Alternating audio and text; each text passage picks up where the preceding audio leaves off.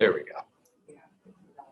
Okay, you're on Okay, again. no worries. So it's really nice to be with all of you today. I think when we set this up with John, we were just beginning to develop the Stanislaus 2030 initiative. And in the last few months, we really, as you'll see shortly, built out sort of the infrastructure needed for an initiative of this scale. So before I really talk about, and at this point, what we're really going to just talk about is the design, the process, the outcomes, the vision, mission, what we're seeking to endeavor to do by July of 2022. Can everyone on Zoom hear me okay? Yes, okay, awesome. And so what I'll start with saying is Stanislaus 2030 is a business planning sprint. And what I mean by that is it's a 10-month process to really arrive at what are the highest priority things we can do as a community to move our economy forward. And when I say that, what I mean is moving our economy forward in two ways. One is how do we develop opportunity industries that are future facing, that really take our economy and grow it forward? And how do we develop the workforce for those opportunity industries? And number two, how do we move more families from struggling to self-sufficiency? So those are not mutually exclusive. There is overlap between those two twin goals. But at the end of the day, we want to see more families move from struggling to self-sufficiency, which means quality jobs and the creation of quality jobs, but also upskilling folks to get into those jobs in the first place. But number two, how do we become a magnet community for opportunity industries and diversify our economy in new ways? So that's sort of the twin goals of Stanislaus 2030, at least as I see them. But before we talk about process and design, I really do want to have Dylan and Yami, if she wants to, I'd love to hear from her too. It was very important for us to choose leaders that would be at the helm of this initiative in the next 10 months that really represented sort of our values in developing this initiative. And the values are both business values. We want to be really business minded and business focused, but also our stewardship values and really be civically minded and civically focused. And we found two people who really blend both of those things in the ways that they conduct themselves and their work in the community. So Dylan Olvera and Jan Millette, and I just want to hear from them because I love when they talk about why they said yes to this work, because it is a lot of work, taking up a lot of their time.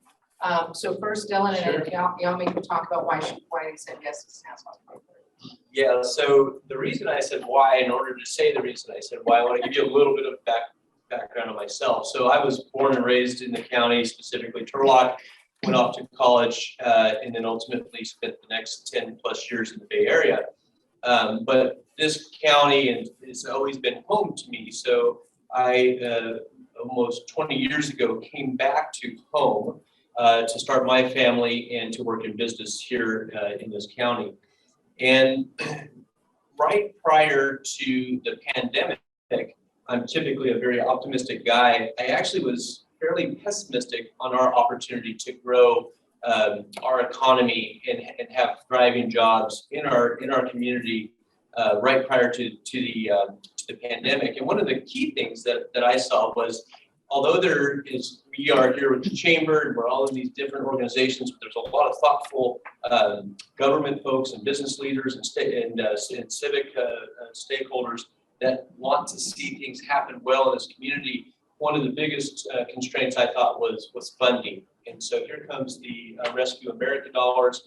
There's collectively between the county and the cities here in Stanislaus County are going to receive around $200 million.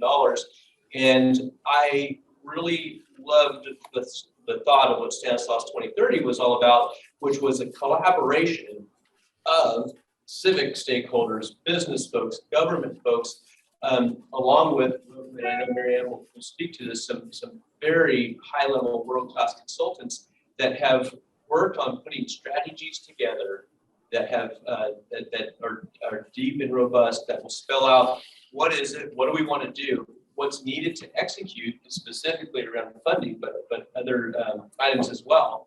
And then we put that together and we go execute. And then lastly, one of the things I thought was very exciting is once we get our details in order, just like other counties, specifically in California, Fresno County, Kern County, those folks who have come up with a detailed plan on what they want to do and how they plan to do it are able to not only leverage internally because we've designated rescue funds to go execute on these strategies.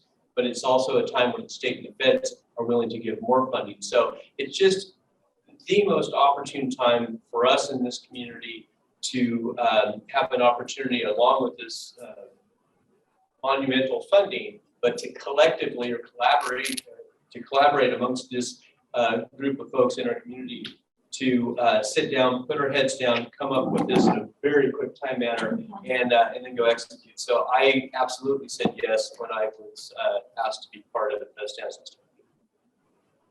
How we phrase that. Yami, can you explain a little bit about your yes? Sure, absolutely. Well, I said yes to co-chair Stanislaus 2030. I didn't doubt it one bit. I have lived in Stanislaus County all my life, and to be part of this movement, because regional economic growth, inclusion, and opportunity for all are very critical for a healthy economy.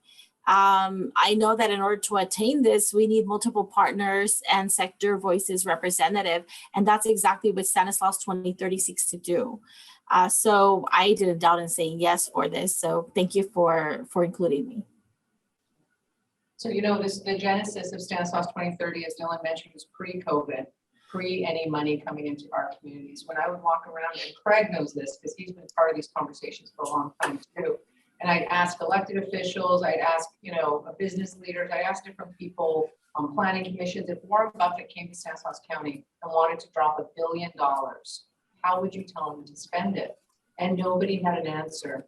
They would have answers, but they were small projects. They weren't at scale. Certainly were going to transform things. And even if they had an answer that was maybe in the middle and had some scale, they didn't have a consensus of the willing. So this really is about organizing.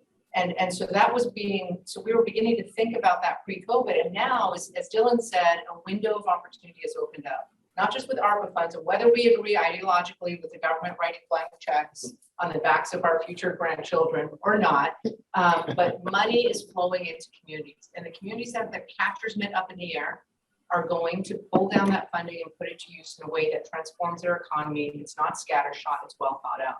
So that's what this process is. It's an organizing effort to get really clear by July 2022 on those key priority work plans that have pro formas underneath them and metrics and are owned by key institutions or partners with price tags too. So that MJC gets to tell us this is what's going to cost to train the future ag tech workforce, because that's the industry we're seeking to attract.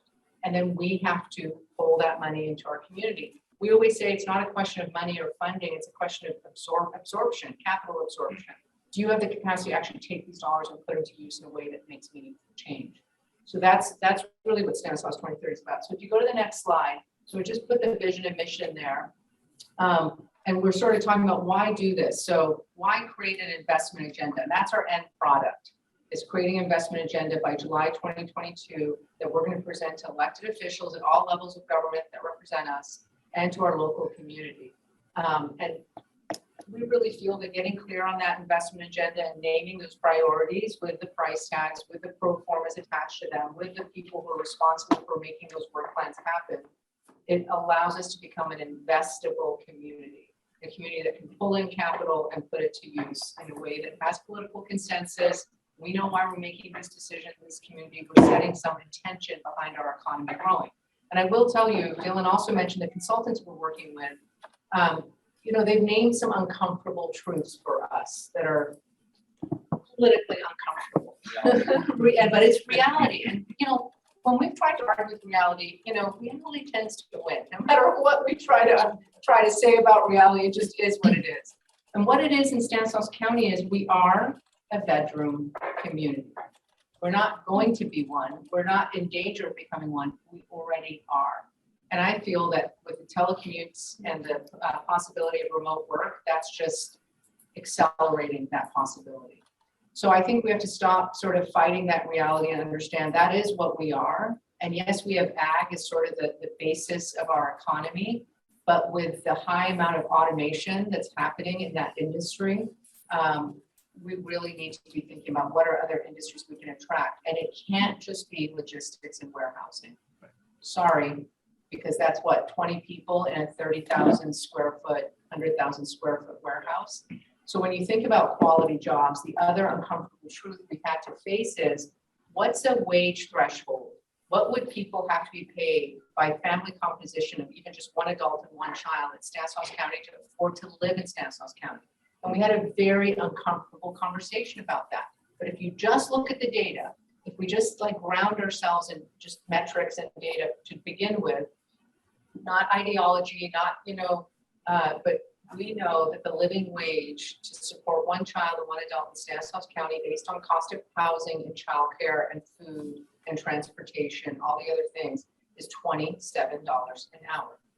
That's what's needed to move a family from struggling to self-sufficiency. That means they're no longer relying on some form of public assistance to make it month to month.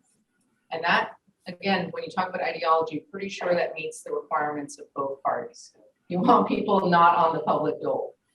So it is that amount. That's just what the data tells us based on cost of living. So then that begs the question, if that's what's considered a living wage job in Stanislaus County, what do we mean when we say a living wage job that is a quality job? So it has benefits. It has some opportunity to move up the career ladder. So you add some other things and you begin to say, well, are those quality jobs found in our community? And they're few and far between. So healthcare is one, government is the other, but those two industries are not, another thing we're learning, traded sector industries. Right. They do not necessarily spin off a bunch of other locally serving jobs. They're just our local serving jobs, where it's me and Trish are locally serving folks that benefit from other people working in traded sector jobs that create a valuable commodity outside of our community. So we really have begun to understand that we have to grow those quality jobs. That doesn't mean we don't have jobs that pay less than that. We need jobs along the spectrum, but those are the jobs that have been hollowed out in the last 20 years. We hear about the hollowing out of the middle class. Those are the jobs that people no longer actually have an ability to have in our community. The other thing really is creating those traded sector jobs that go beyond government, healthcare, retail, hospitality, and really begin to understand, in addition to ag, what else can we produce that has a value outside our community? Every job in a traded sector job spins off 7 locally serving jobs, which is powerful. But the only traded sector jobs we have in our community are diminishing in ag, as we all know. And so there's just less spin-off from those jobs. So we just want to name those things as things we're grappling with Stanislaus 2030. That's the depth of conversation we need to have as a community among all of our leaders so that we can understand the data, have hard conversations about the data, and then begin to say, okay, what are we going to do about it? How are we going to apply intention to how we design our future economy? Because we get to design it. It doesn't just have to happen to us. Silicon Valley's commute patterns don't just get to happen to us. And I promise you the Silicon Valley right now has plans for us. They already have plans for Stanislaus County, whether we all do or not. It involves just more houses and more warehouses. So we can either let that happen to us, as historically happened, or we can take matters into our own hands. So next slide. So what I'm describing here is a framework that our consultants at Brookings, slide number 4, have developed for us. And it's really expanding the idea of economic success beyond just job count. Because the other data point that they shared with us at the first exec meeting was the unemployment rate pre-COVID. You remember that slide? Well, I don't remember the slide, but I certainly remember the job count. And what they talked about was in our community, in our county, there's plenty of available jobs, but they don't meet the thresholds of what Mary Ann just explained. There's something of ways less than that. And it's not a job that can support the family dynamics that Mary Ann explained as well. And so that is the crux of the issue. How do we change that? And then the other thing that they talked about too is a lot of our community doesn't have what they label as young firms. And so it's just one more group that's missing from our community that has a young firm, which is defined as a company that started between 0 and 10 years ago, that typically do have a higher level paying job and a way to progress the company to continue to grow in prosperity. So all of these elements, which were kind of scary to hear, are missing from our community. And one of our objectives is to first understand that, which the data is starting to tell us that, and then secondly, what are we going to do about it? And so that coincides with with what you're Yeah, saying. that's exactly it. So that's this framework we're talking about for redefining economic success isn't just job count, it's job quality, growth in young business, as Dylan mentioned. Not just employment rates, but really looking at prosperity rates, poverty rates, upskilling programs, barriers to entry or on-ramps for entrepreneurial activity and small business development. So really broadening the idea of economic success. And really also, this is what we did with the Cradle to Career Partnership at Stanislaus Community Foundation. We kind of said, hey, it's not just the responsibility of our teachers and our superintendents and principals to educate our children. It takes an entire community to create the necessary supports and culture, enabling culture to have our kids be successful. Likewise with economic development, the end unit of care for economic development shouldn't just be corporations, it should be corporations and the families and residents that live in this community. So that's a new definition. And it's not just the economic development practitioners and the economic development wonks that to get to decide what our future economy looks like.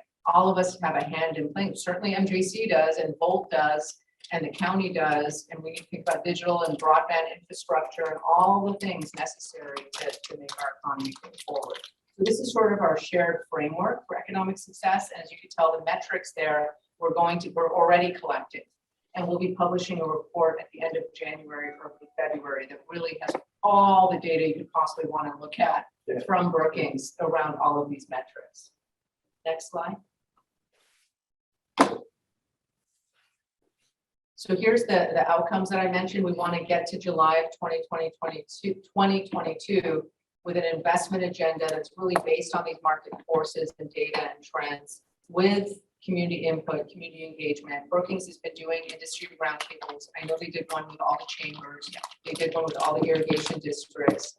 They did one with all of our economic development professionals at the cities and the counties.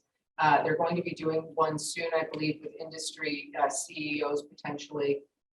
They're doing one with UC Merced, Stan State, and MJC. So really trying to understand the ecosystem that is our economy. And then they're doing up to 30 individual interviews with key folks to again so they're sort of slicing and dicing the data quantitatively and qualitatively. We've hired a group of really incredible young, primarily Latino leaders who are going to go out in the spring and really engage the community to understand what's the lived experience of someone who just graduated from college is trying to get a job, someone that's displaced by COVID and trying to figure out how they're going to upskill, but they're in their 50s or 60s, someone who has a dream to start a mechanic shop and doesn't know what services at SBDC might have, someone who has moved into this community is telecommuting, but trying to figure out if they should apply for a job in Stanislaus County that makes, $50,000 less than their Silicon Valley job. So they're really going to understand the different barriers and ways people move through our economy and have that lived experience be at the heart of this as well. And ultimately that investment agenda, as you can see there, will have these business plans that are investable. They have price tags associated with them. There will be funding sources associated with them. That's our job, the consultants and our team, to really understand where's this money that can support this work plan going to come from. Because here's the thing, you guys, what I said at the beginning, what Dylan said, the money's not an object right now. I'll be honest with you, it really isn't. It favors the bold. Right? And those communities that really have some bold plans ready. But I will tell you, everyone talks about shovel-ready projects. Before you can get to shovel-ready projects, you have to have the capacity to deliver on a shovel-ready project. And so that's what we're trying to do here is quickly build up the capacity, get the political consensus, and then get really clear on what these work plans are. Very, very, very quickly, like by July. Here's the next slide, 6. That's the process I just mentioned. So we are right now organizing ourselves. We've developed the infrastructure. You're going to see in a minute what that infrastructure looks like. Brookings, as I mentioned, is doing all of the data work, qualitative and quantitative. We're going to get to the end of January and have a really significant report that really talks about all of our data that we're going to publish. You're all going to see that. And then we have a larger leadership council of 100+ leaders. I know Trish is on that. Any of you on the call are welcome to join that. I'd love to get everyone's emails that's on this committee, so I'll add you automatically to the leadership council. We're convening them after the report is published 3 times from February to April to really help us unpack the data, to sort of map what's already happening in the community that we may not know about, even though we've begun that mapping process, and then to get real consensus on what are the most investable strategies we can begin to work on. And then later in the spring, those work groups will be formed. There'll probably be 5 strategies. Fresno had 19. That's a lot. They also included neighborhood development, revitalization, not just workforce economic development. Theirs was a little different, but Bakersfield had 5. And Brookings is telling us we'll probably arrive at 5 high-level strategies that we'll then want to connect these work plans to very quickly. And then by the spring, publish the investment agenda. All alongside this, there's going to be an electeds roundtable that's going to be briefed throughout so that they understand, hey, we're coming to you with an ask. And I will tell you, and I neglected to mention, and Dylan alluded to this, of the $108 million that Stanislaus County got in ARPA funds, American Rescue Plan funds, they did set aside $30 million for this project. So we already have $30 million in the bank that hopefully the Board of Supervisors obviously retains the right and the privilege to decide how that money is going to be spent. But we're hoping the majority of that will be put into these work plans at the end of this process. And they're included all through the process, so no surprises at the end. And so therefore, it's coincides with the collaboration we spoke of. Yeah, and if you go to the next slide, I mentioned the infrastructure. What's really cool about this, I mentioned the elected officials roundtable, it's going to be briefed. The Leadership Council, we just had our orientation kickoff on Monday night. And again, we're convening them 3 times in person in the spring. The executive team that Yami and Dylan are co-chairing has met once. They meet again next week. That's 30 key sector leaders that sort of represent different sectors. And they're really at the helm of this, really exploring the data deeply with the consultants. And then the backbone team, this is co-funded. I can't underscore this enough. And Dylan was one of the funders of this. The county set aside $450,000 for this project, in addition to the $30 million that will come later, we hope. We raised at the Community Foundation $220,000 from business leaders who really, you know, our board, I think Craig can attest to this, really at the Community Foundation did not want this to be solely funded by government. We did not want government to sort of pull all the strings. And so we really wanted this to be co-funded by private business leaders. And so that's very much the case. So this is a co-funded project and it's sort of backbone or supported logistically by both the Community Foundation and the County Chief Executive Office. I think that speaks to government's willingness to collaborate, right? If they weren't willing to share in the process, then I don't think that we would be able to share in the input. And so therefore it becomes very siloed, and that's not what we're seeing so far at all. Right. Yep. Next slide, I think is we're going to be going through community engagement. So I mentioned some of this, a lot of this is Brookings and the work they're doing quantitatively and qualitatively. Community presentations like to folks like you. And then we'll really have community be part of the work plans in the spring too that are being developed to develop this pro forma. So you can go to the next slide. These are some of the partners that we have at the table and many more since this slide actually. Kaiser has now funded this as well as Wells Fargo. And then next slide. Actually, this is for the city. So you could close this slide down now. The whole thing.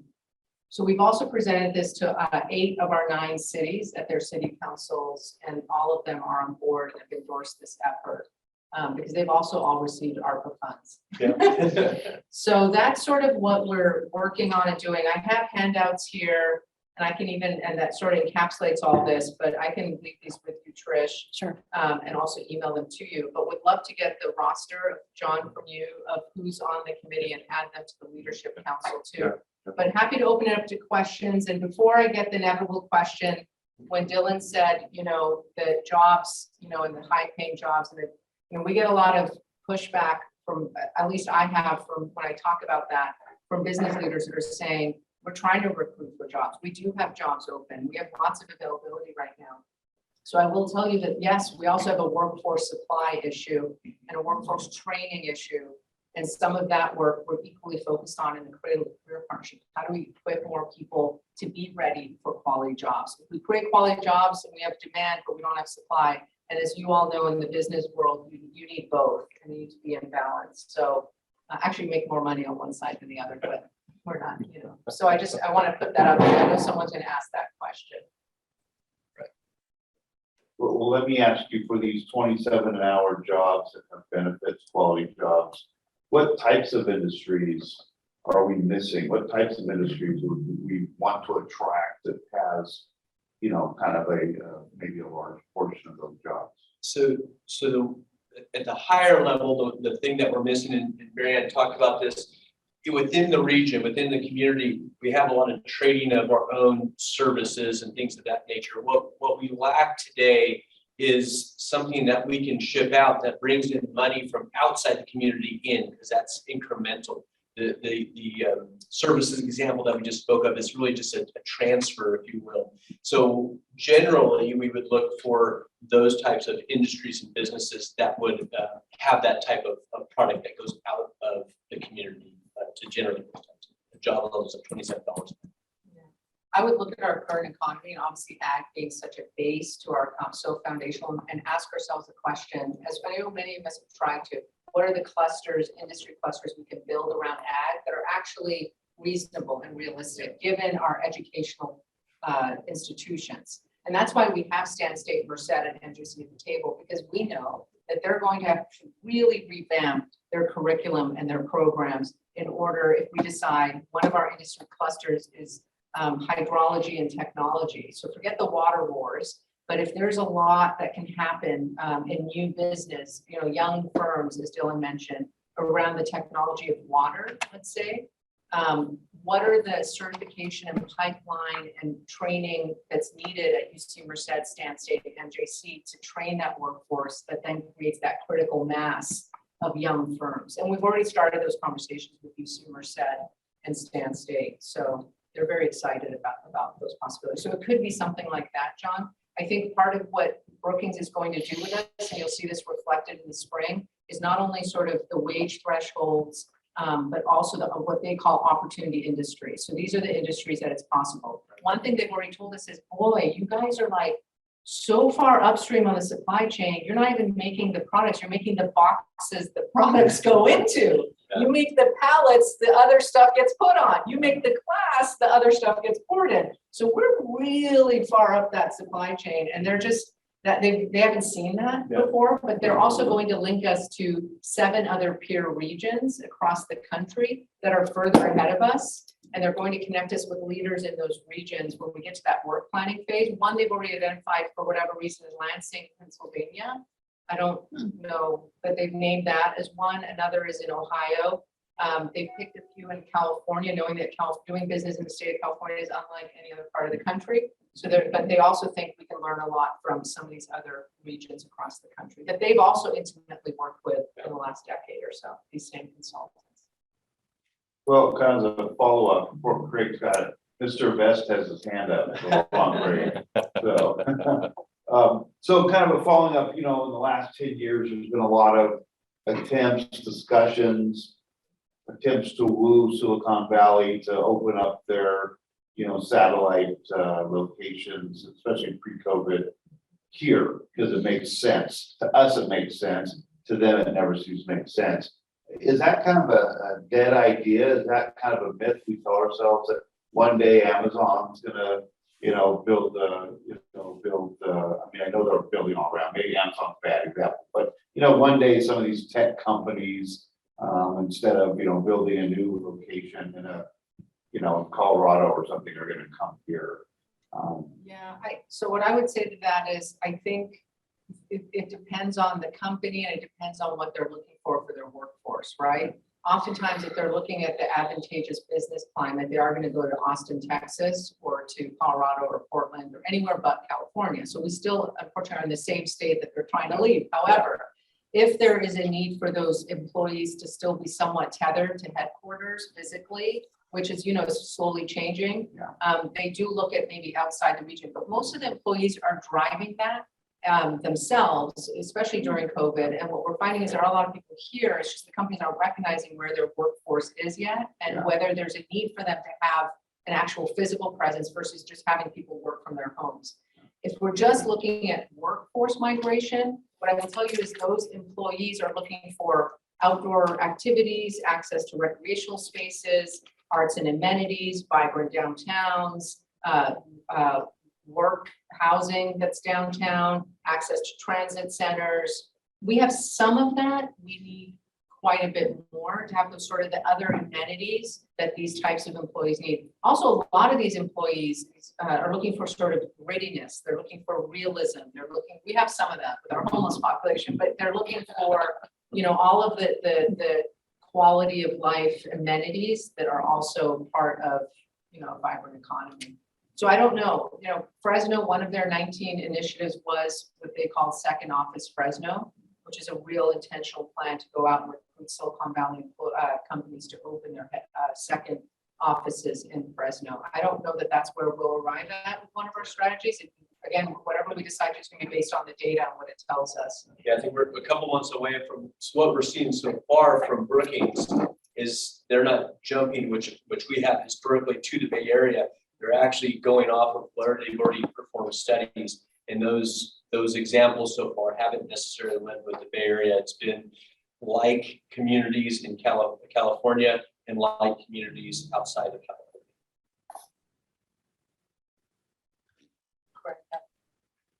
Question I have, the plan, it sounds very solid. It sounds very aggressive.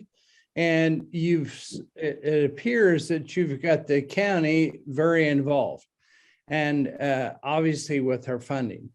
My concern is that there's a lot of planning talk, and it's nice to have what type of industries, what they may pay, and focus on that. And yet I see, and you'll laugh at me because I come back to the same subject often, and that is, so where are the cities in this?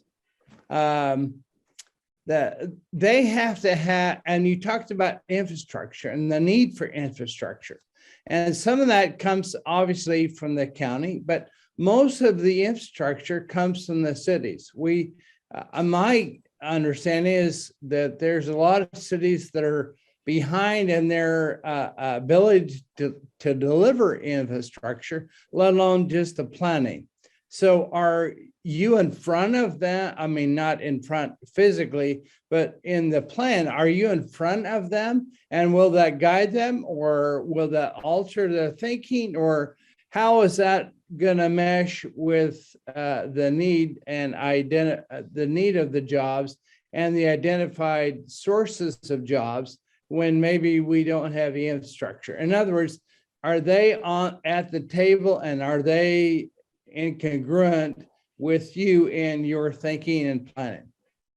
That's a great question. So we did go out, Jody Hayes and I, and it was brutal, but we did it. For like 6 weeks, we went and presented to every city council, and that's 9 city council. You can imagine, like, that's just a lot on it. It's always in the evening. It's always on a Tuesday or a Monday.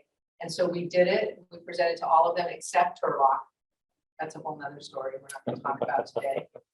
But 8 of the 9 city council, and we presented exactly what we presented to you. And then we asked them to join us on the elected officials roundtable, which is convening for the first time in the new year. So we will keep the elected officials at the table, through these briefings. That's one. We've asked among the 9 city managers for them to elect 2 representative city managers that are on our executive committee that Dylan and Yami are heading up. And so we have 2 city managers that are representative of all the other city managers, and they get together monthly on their own just to talk with the county about different things. But they now have that as a standing agenda item, it's briefing the other city managers on Stanislaus 2030. So those are different ways: elected officials, the city council meetings, the 2 city managers. We're also, when it comes time to do the work plans, going to be very careful and intentional about where those meetings are happening and what communities, who's at the table. So we're carefully designing it to include a pretty broad representation, which includes cities. So that's the different ways that we're trying to do it, Greg. I think it's an imperfect science when you have the cities and the county at the table. And yeah, and Craig, just kind of watching from my end of the chief seats, I saw from the very beginning out of the county office that they were extremely reluctant to even start the process if the cities were not involved. And so it was mission critical that they are part of the agenda. So I saw that, and through Marianne's and Jody's efforts, they have been included. The other thing I'd tell you is the level of funding that's coming into the cities, I think is overwhelming to a lot of those folks. And to have a clear plan and the right professionals supporting the plan, I think it's almost comforting to a lot of them, maybe not all of them, but to a lot of them. So, so far on a couple of months of embarking on this process, it has unfolded as we had hoped with involving the cities. Well, that's good. Here we are in a comprehensive general plan for the city of Modesto. They're talking 2 or 3 years, and you're talking 6 months. And, that's what I get concerned about. And then secondly is, how have you involved Stanycog? They're a part of that process too, of infrastructure in a different way, but they're a part of that too. Yeah, we have not yet involved Stanycog. I'm really leaving that to the Stanislaus County Chief Executive, Jody, to bring them into the loop. I think they're going to play a really strong mission critical role when it comes to the work plans that are developed. A piece of that may be infrastructure. So that is part of it too. But we're not right now, I'll be honest with you, focused on built environment, at least at this moment in time. Really are focused on workforce and economic development. And we know that has an implication for built environment. So I know these roads will cross part of the fund, but we're not there yet. But I agree. I don't know what Stanycog does, I'll be honest with you. And I have a whole nother theory about that I think many people in the state of California share about COGS up and down the state. So I do sense among state officials that they're seeking to maybe change up some of that structure. So I don't know what that looks like just yet. Well, my opinion is, I think it would be well for them to know. Their board of directors is basically the people that you're talking to throughout the county and cities, but it wouldn't hurt to get the Stanycog executives involved too, because there's a lot of money there, and they need to know where they need to be focusing and spending. So it's just my opinion. No, that's really good. And I'll talk to Jody about putting us on the calendar to present to them. Yeah, That's I think it'd be good. Yeah. Any other questions? I do want to say with the cities, I know Bob Kimball's on the call for the city of Modesto. I think the cities are really open. And as Dylan said, there is a lot of money coming into counties and cities right now. And what we're trying to provide here is a fair and transparent process that's rooted in data and, use that word again, has political consensus among industry leaders along with sort of our community at large. Because it's one thing for city and county staff to present ideas and programs and funding recommendations. It's a whole nother thing for Dylan Olvera to get up. And this actually happened. The reason I really also, it was important for me for folks like Dylan and Yami to be at the head of this is I saw when we were advocating for the low barrier shelter, you can shoot me now if you want, that was going under the 7th Street Bridge. We needed that to happen and happen quickly, and then to expand the Salvation Army campus at the same time. So it's all happening in 2018-19. I went to a board of supervisors meeting and a city council meeting to sort of advocate. It was not a popular subject and put a lot of very real concerns, valid concerns. And Dylan got up and spoke. And I'm like, something different when the CEO of Beard gets up and speaks about something like homelessness versus the community foundation. That means, the private sector is paying attention. And so I do think when city councils see the Dylan Olveras or the Chris Courtneys or the Craig Lewis's, all of you that are sort of representative of the private sector trying to make business happen in our community, it is very different.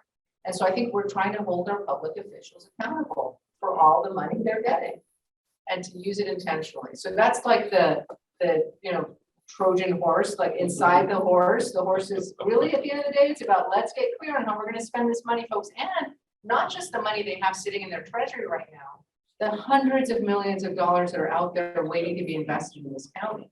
So you're absolutely right. We have to have the cities at the table. By the way, Stanycog has a city managers meeting every month. So you have the captive audience of all of them there in that particular meeting as you need them. Yeah. Anyone else, feel free to unmute and jump in. Hi, Bob. Thank you for joining us. Well, my pleasure. Sorry I was late. I was kind of multitasking a bit. You're not alone in that, my friend. But glad to be here. Thank you.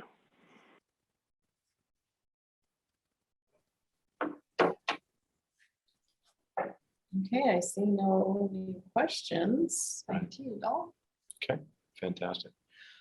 So first of all, thank you very much for being here and joining us today. And I will tell Just giving you a you. thumbs up there. Well, there you go. Thanks, Craig. I will tell you, one of the things that I'm excited to discover and hear in this conversation is, as you said, how proactive in the process and kind of rapid development. Right. Where does this go kind of thing? Rather than getting it, either tied up in a process that doesn't need to be, or just being the recipient of whatever, right? So that was one of my big takeaways from the presentation, and I appreciate kind of the trajectory that's working on, and thank you for sharing that. So Thanks for having me. yeah, it's very, very exciting. So obviously a lot of economic development initiatives going on. This committee has recently, and that being in the last 3 or 4 months, heard from several different touch points in the community, different groups and these kinds of things. I know that this being our last EDC meeting for 2021, traditionally, we have taken the month of January off. However, I believe that there is a need, and John and I have worked collaboratively on kind of a speaker lineup that we will go ahead and meet in January, rather than take the month off, just because the economic conversation kind of requires that right now. We've got a lot of folks that we need to hear from as a committee. And so we will meet again on the 12th of January is our next schedule there. And unless there's been a schedule conflict about which I'm unfamiliar, I believe at that point we'll be hearing from Keith Boggs and David Lehman as well. And really specifically looking at development in and around Crow's Landing, just kind of, geographically that way. And that'll start us off for the year. We've got just a ton of really great economic follow-up things in different touch points, some of it having to do with these ARPA funds and that. How are those things being deployed? How are they being implemented? What kinds of results are we already seeing now that we've had the conversations in 2020 and 2021 during this pandemic time? Say, let's get ready for whatever that is, fill in the blank. Well, now let's start seeing what's the fruit look like, right? So it'll be a very vibrant conversation in 2022. I'm very appreciative to everybody that's been able to be in attendance here, either physically in the chamber, which we love to see, or virtually through Zoom. And just being an active participant of these conversations helps us not only stay in the know of what's going on and what to anticipate, but really the call here is that each of us have the ability and maybe even the responsibility to be involved. And that's what we're looking to do as well. So I do want to thank everybody again for jumping in. And I think that probably wraps us up for our time today. So we're just shy of 12:30 right now. We'll give you a little bit of a gift of time back. I know we were scheduled until 1 o'clock. But I do, again, sincerely appreciate everybody's attendance and participation today. So thank you so much. Thank you, everyone. Thank Thank you very much. Bye, Todd. Happy holidays to everybody. Yeah. You as well. Bob. Thanks, Bob. Yeah.